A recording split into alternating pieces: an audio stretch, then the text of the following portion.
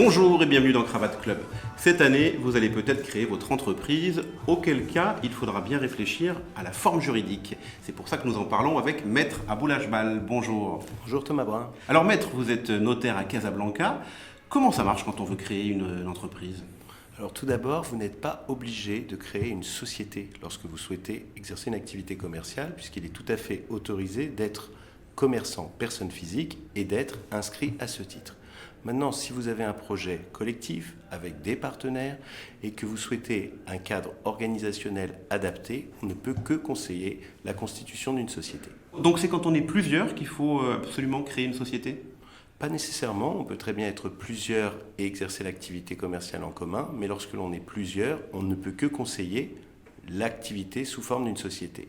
Simplement, il faut aussi savoir que lorsque l'on constitue une société, il peut n'y avoir qu'un seul associé. Encore faut-il choisir la forme adaptée. On verra que la SARL à associé unique est une société où il y a un seul associé. Alors il faut bien choisir ses associés pour commencer. Et ensuite, comment ça se passe ? Qu'est-ce qu'on demande à ses associés pour former la société ? Dès lors que l'on souhaite constituer une société, il faut que l'on prenne conscience du fait que l'on va donner naissance à un être juridique doté de la personnalité morale et que de ce fait, les associés seront distincts de la société qui sera comme un être mis au monde par les associés.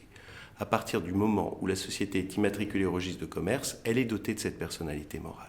Pour la constituer, on demande des apports. Les apports peuvent être de différentes natures. Alors c'est de l'argent qu'on met en commun généralement ? Alors bien évidemment, on peut faire, et on fait très souvent des apports en numéraire, c'est-à-dire des apports de sommes d'argent. Mais on peut aussi faire d'autres types d'apports. L'apport en nature qui consiste à apporter un bien, qu'il soit corporel ou incorporel, ça peut être un fonds de commerce, un immeuble, et qui sera donc attribué à la société. En contrepartie, la société délivrera des parts sociales ou des actions à l'associé ou à l'actionnaire comme elle le ferait pour un apport en numéraire. Dans ce cas-là, on évalue le bien qu'on apporte à la société pour que ce soit équivalent finalement en numéraire ? Effectivement, lorsque vous faites un apport en nature, il peut y avoir des difficultés quant à l'évaluation. Et comme on ne peut pas être totalement tenu à l'évaluation de l'apporteur, un commissaire aux apports joue ce rôle. Il va donc évaluer l'apport et lorsque son évaluation sera retenue par la société et par l'apporteur, cet apport pourra être constaté. D'autres possibilités d'apport ? À côté de l'apport en numéraire et de l'apport en nature, il est toujours possible de faire un apport en industrie, c'est-à-dire un apport en savoir-faire. Cet apport en savoir-faire n'est pas impactant sur le capital social, en ce sens qu'il ne vient pas s'ajouter au capital social, mais il donne à celui qui le fait droit à quelque part. J'ajoute que cet apport en industrie n'est pas autorisé dans certaines formes de société et ne l'est que dans certaines autres. Et encore faut-il s'assurer que dans les statuts, on n'a pas écarté cette forme d'apport. Alors ensuite, comment ça se passe entre les associés ? Il y a un droit de vote qui dirige, comment on s'organise ? Alors la structure de la société est la suivante, à savoir que quelle que soit la forme de la société, il y a un ou plusieurs dirigeants. Ce dirigeant représente la société. Simplement, normalement, pour les décisions essentielles, il doit avoir l'aval des associés ou actionnaires. Les associés ou actionnaires se réunissent donc lors des assemblées générales et c'est à cette occasion qu'ils vont se prononcer par un vote sur ces décisions. Le vote et l'importance du vote est conditionnée par le nombre de parts sociales ou d'actions. Or, vous n'aurez de parts sociales ou d'actions qu'en fonction de votre apport. Plus vous avez apporté, plus votre part dans le capital social est importante, plus votre droit de vote sera important. Bien évidemment, parmi les droits de vote, il y a la faculté de désigner le dirigeant et d'éventuellement le révoquer. Le dirigeant, c'est forcément un actionnaire ou pas uniquement ? Alors là encore, cela dépend du type de société. Dans certaines sociétés, le dirigeant peut ne pas être un associé. C'est le cas dans une SARL où on peut être un gérant appointé. Maintenant, dans une société anonyme, on demandera au PDG d'avoir au minimum quelques actions, même si c'est symbolique. Donc tout dépend de la forme de la société. Alors justement, venons-en à la forme juridique. Vous venez d'évoquer SARL, SA. Quelle est la différence et quelles sont les autres possibilités pour ces actionnaires ? Alors lorsque vous allez prendre la décision de constituer une société, il faut être très attentif sur le choix de la forme que vous allez retenir. C'est un choix stratégique parce que, à côté des principes généraux du droit des sociétés, il y a différentes formes de société. Or, lorsque l'on opte pour une ou l'autre des formes de société, il faut respecter les règles relatives à cette forme. On n'a pas une totale autonomie. Donc si l'on choisit une société anonyme, on ne sera pas soumis aux mêmes règles que pour une société en nom collectif.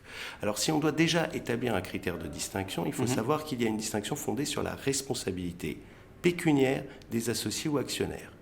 Si vous optez pour une SARL, pour une SA, pour une SARL AU, vous êtes dans l'archétype de la société à responsabilité limitée. Si bien que si la société fait défaut, qu'elle ne peut pas payer ses créanciers, on ne pourra pas embêter les associés ou actionnaires sur leurs fonds propres. Très bien. Seuls les apports seront perdus. À l'opposé, si vous avez choisi une autre forme de société, la responsabilité est illimitée. Et si la société fait défaut, il est tout à fait possible aux créanciers de cette société de se retourner contre l'un ou l'autre des associés pour demander le paiement de la dette qui n'a pas été acquittée par la société. Si je résume, dans ce cas-là, quand la société fait faillite, par exemple, si elle doit encore régler des dettes, on va le prendre sur le patrimoine des associés.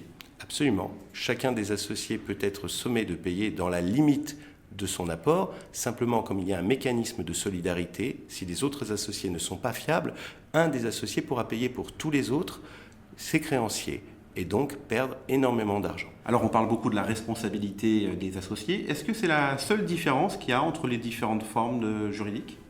Non, en fait, lorsque vous choisissez une forme, cela doit être adapté à vos besoins et à vos objectifs. Vous avez, pour certaines sociétés, un capital minimum extrêmement faible. C'est le cas de la SARL. Alors que pour une société anonyme, le standard est beaucoup plus élevé. Vous avez des formes qui tiennent compte de l'activité de la société. Une société civile a pour objet une activité civile. Les autres sociétés que j'ai évoquées ont un caractère commercial. Mais c'est en fonction de votre projet, de vos aspirations, que vous devez choisir la forme la plus adaptée à vos besoins. Alors une fois qu'on a choisi la forme juridique, quelle est la démarche suivante ? Quand la décision de constituer la société est prise, il faut établir les statuts, c'est-à-dire conclure le contrat de société entre les différents associés. Ces associés vont se mettre d'accord sur la dénomination, le siège social, la forme et bien évidemment le capital social et l'attribution des parts. Ces statuts doivent être signés par tous. Ils fixent les pouvoirs du dirigeant et les pouvoirs des assemblées générales, mais doivent toujours respecter la loi applicable à la forme de la société. Alors justement, les statuts, c'est standard ou est-ce qu'on a plutôt intérêt à les modeler en fonction de l'activité des associés ? Dans la pratique, vous verrez que les statuts se ressemblent beaucoup parce qu'ils sont souvent un copier-coller du texte législatif. Simplement, comme il s'agit d'un contrat de société, si vous avez des revendications particulières, il faut les mentionner dans les statuts.